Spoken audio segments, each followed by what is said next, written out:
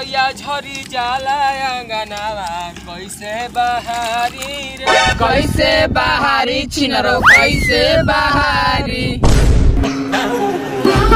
जाना तुम्हार दवा पवन बुढ़ो अपना जमाना के बहुत बड़का माउग रहा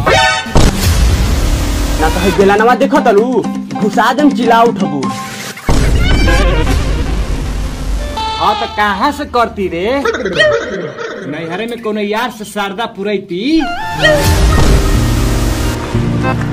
रूपनी के जरिया जानी आई है रे बाबा ना तोरा लाजो नहीं रोपनी के जरिया जानी आई है बाबा ना तोरा लाजो नहीं।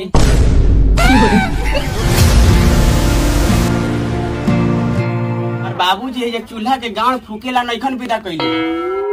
अच्छा तो तहर बाप झगड़ा करेला मारा साथे विदा के वाली ना। देखो नाखड़ा मत कर चुपचाप खाना बनाओ। हई बेलानवा देखो तनी रउओ के मार मारा रुमाइयो के मारम। लास्ट बार बोलो तनी खाना ना बनाइम त ना बनाइम।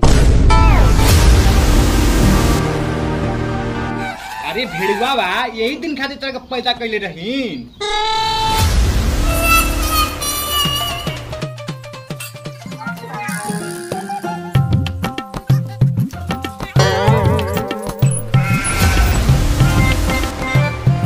अरे भेड़ुआ मरद बन मरद मेहर पोसुआ नाक बन।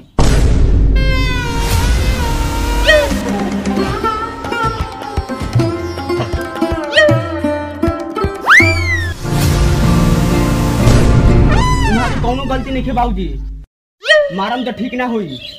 हम काहे मारब हो घुसाल है सायवा के भीतर है।